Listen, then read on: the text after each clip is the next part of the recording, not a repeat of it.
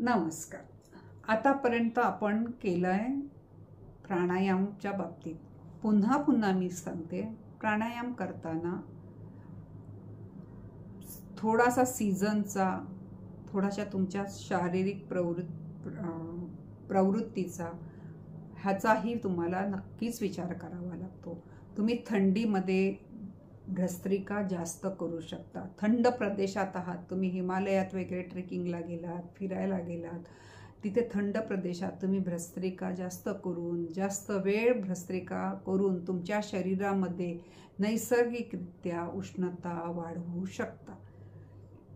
ती तुमची स्वतःची कॅपॅसिटी तुम्हाला किती वाढवायचं त्याच्यावर अवलंबून आहे. पण गरम प्रदेशामध्ये आणि खूप पोल्युटेड, म्हणजे मुंबईसारख्या पोल्युटेड एरियामध्ये करताना थोडंसं कमी करा. कारण तिथे खूप गरमी ऑलरेडी तुमच्या शरीराला बाहेरून येते आहे आणि तुम्ही ऑलरेडी खूप तापले जातात. त्यामुळे विचार करून तिथे 2 मिनिटाच्या वर करू नका. मग प्रत्येक तासाला 2-2 मिनिटांनी करा. तुमची ऑक्सिजनची लेवल कमी होत आहे, तुम्हाला खूप भस्त्रिका करायची गरज आहे, तर आठवडीने तासातासाने भस्त्रिका करा. बेड रिडन व्यक्तीला नेहमी स्वामीजी पण सांगतात की तासातासाने 2-2 मिनिटाचं तुम्ही भस्त्रिका करा. अशा पद्धतीने भस्त्रिका केल्याने तुमच्या शरीरातली ऑक्सिजनची मात्रा वाढेल आणि तुम्ही जे काय औषधं घेता, जो काय आहार घेता, त्याचा तुमच्या शरीरावर चांगला परिणाम व्हायला उपयोग होईल. नाहीतर तुम्ही औषध घेताय पण त्याचा उपयोगच होणार नाही, कारण ऑक्सिजनची लेवल पण तुमच्या शरीरात नाही. ते औषधं इकडनं घेतलं, इकडनं निघून गेलं, तुमची पचनशक्ती कपालभातीने सुधारणार. त्यामुळे ह्या गोष्टी समजून घ्या, पुन्हा पुन्हा ऐका. म्हणजे तुम्हाला कुठलाही वाटलं, म्हणून मी थोडक्यातच त्याच्यासाठी घेते की तुम्हाला पुन्हा वाटलं की आपलं काय चुकतंय का, तर समजून उमजून करा.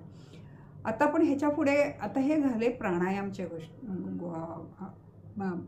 मुख्य प्राणायाम आणि सहयोगी प्राणायाम. हा तुमचा 20 ते 25 मिनिटातला हा तुमचा पूर्ण प्राणायामचा वेळ झाला.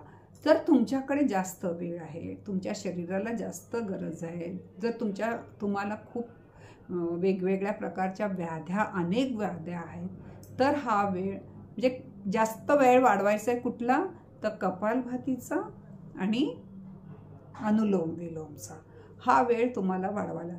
कपालभाती करताना नेहमी लक्षात ठेवा, पहाटेची कपालभाती खूप छान होते, कारण तेव्हा पोट खाली असतं. म्हणजे लक्षात येत नाही की तुम्हाला, म्हणजे जी व्यवस्थित पोट आतमध्ये दाबलं जायला पाहिजे ते व्यवस्थित होतं.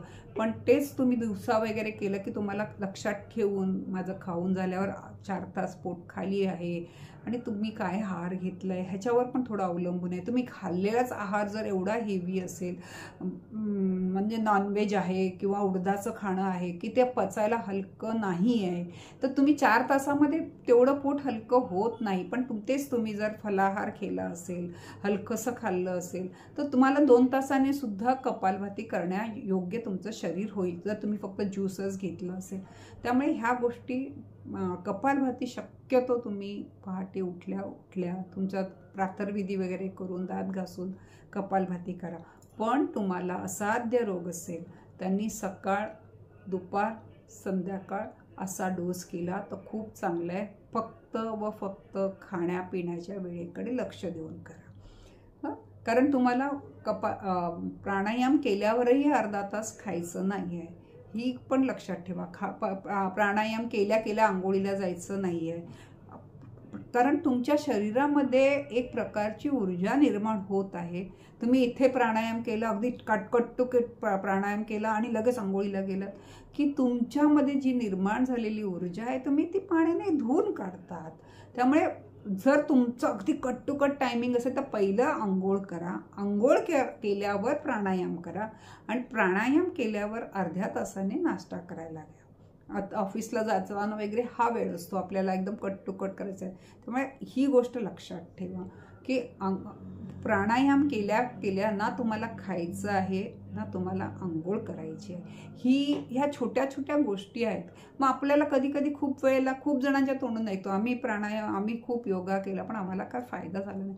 फायदा का नाही झाला तर ह्याच्या मागची छोटीशीच कारणं आहेत की तुम्ही इथे प्राणायाम केला आणि लगेच खायला घेतलं, किंवा तुम्ही इथे प्राणायाम केला आणि आंघोळीलाच गेलात, प्राणायाम केलात आणि एसीतच जाऊन बसलात.